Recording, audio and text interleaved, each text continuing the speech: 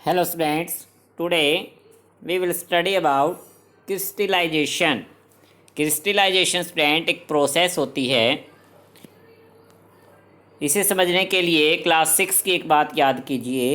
In class 6 you have learn that salt can be obtained by the evaporation of sea water.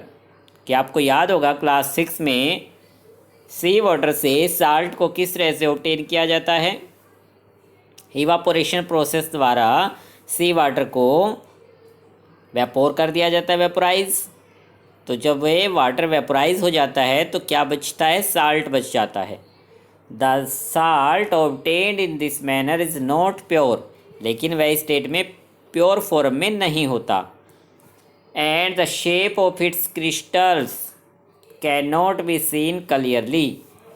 और इस salt के जो crystals हैं, crystals क्या हैं स्टूडेंट? जो कण हैं वो क्लियर नहीं होते हैं, तो उनको क्या करते हैं? फिर प्योर फॉर्म में लाया जाता है, प्योरिफिकेशन किया जाता है उनका, यानी कि क्रिस्टलाइजेशन कहलाता है। जो कि however large crystals of pure substances can be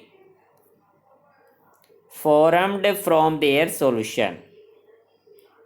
कि जो लार्ज क्रिस्टल फाइंड किए जाते हैं, ऑब्टेन किए जाते हैं सब्सटेंस के सॉल्यूशन से, the process is called crystallization. तो इसी प्रोसेस को क्रिस्टलाइजेशन प्रोसेस कहा जाता है, जिससे सी वाटर से साल्ट ऑब्टेन किया गया, के क्रिस्टल ऑब्टेन किए गए। It is an example of physical change. यह भी फिजिकल चेंज का एक एग्जाम्पल है, क्योंकि no new substance is formed, कोई नया सब्सटेंस नहीं बनता स्टूडेंट्स क्रिस्टलाइजेशन में, ओनली इसकी स्टेट चेंज हो जाती है, जिसे हम एक्टिविटी 6.9 से समझने की कोशिश करते हैं। Take a cup full, question दिया गया कि सल्फ्रिक एसिड का यूज है इसमें, डिलूट सल्फ्रिक एसिड का, इसलिए हमें ये, एंड बॉइलिंग वाटर का यूज है, इसलिए खुद नहीं करके देखनी, इसे आपको समझना है केवल। Take a cup full of water in a beaker and add a few drops of dilute sulphuric acid. कि एक बीकर में वाटर लिया और उसमें डिलूट सल्फ्रिक एसिड डाला गया।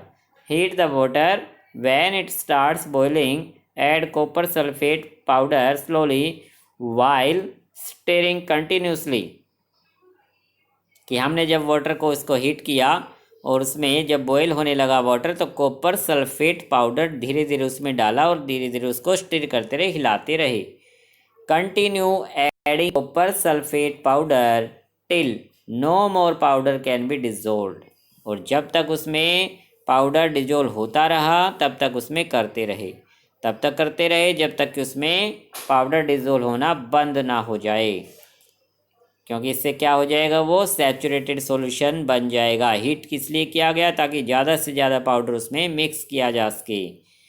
फिल्टर द सॉल्यूशन, सॉल्यूशन को फिल्टर किया गया। Allow it to cool, do not disturb the solution when it is cooling. और उसको ठंडा होने के लिए रख दिया गया, उसको डिस्टर्ब नहीं किया गया, हिलाया नहीं गया। Look at the solution after some time, can you see the crystals of copper sulphate. क्या हम कॉपर सल्फेट के क्रिस्टल देखते हैं? If not wait for some more time, अगर नहीं देख पाते तो कुछ और टाइम तक हमें उसको कूल करना होगा।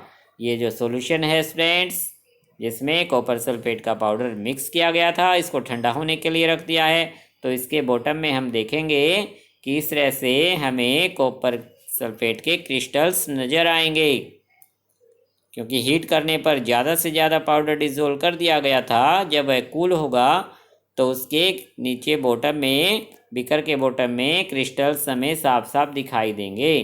तो ये प्योर फॉर्म में हो जाते हैं। सॉल्यूशन से हमने प्योर फॉर्म में कॉपर सल्फेट के क्रिस्टल्स फाइंड आउट किए, जिसे क्रिस्टलाइजेशन प्रोसेस कहा जाता है। सो स्टूडेंट्स, इस चैप्टर में हमने क्या क्या बातें सीखी? You have learnt about physical and chemical changes. Try to identify changes that you observe around you as physical और chemical changes. कि हम अपने आसपास जो चेंजेस देखते हैं उनको हम ग्रुप में डिवाइड कर सकते हैं कि कौन से फिजिकल हैं, कौन से केमिकल चेंज है। सो स्टूडेंट्स, आपको इस चैप्टर से चेंजेस के बारे में नॉलेज हुई है। क्लास में भी हमने कुछ चेंजेज पढ़े थे, उससे आगे हमें और नॉलेज हुई। नेक्स्ट टाइम हम इसके कीवर्ड्स करेंगे, आप इनको एक बार रीड कर लेना। व्हाट यू हैव लर्नड, यानी इस चैप्टर में मेनली हमने क्या सीखा, फिजिकल केमिकल चेंज के बारे में कि फिजिकल चेंज कौन से हैं। Are changes in physical property only change, physical changes are changes in the physical property of substance, no new substance are formed in these changes, कि फिजिकल चेंज में कोई न्यू सब्सटेंस नहीं बनता student. These changes may be reversible, यानी सब generally reversible हैं, सभी reversible नहीं होते हैं। बट ये बात जरूर है कि no new substances are formed. But chemical change में क्या है, in chemical change new substance are produced. ये मेन बात है स्टूडेंट्स कि केमिकल चेंज में no new substance formed and physical change में no new substance formed and chemical change में न्यू सब्सटेंस आर प्रोड्यूस्ड। ये आपको मेन डिफरेंस इनमें ध्यान रखना है। Some substances can be obtain in pure state from their solution, कि कुछ सब्सटेंस को उसके सॉल्यूशन से प्योर फॉर्म में कन्वर्ट किया जा सकता है, जैसे आज किया हमने किस प्रोसेस द्वारा, बाय क्रिस्टलाइजेशन प्रोसेस द्वारा।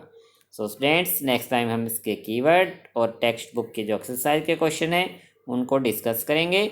Okay student, thank you.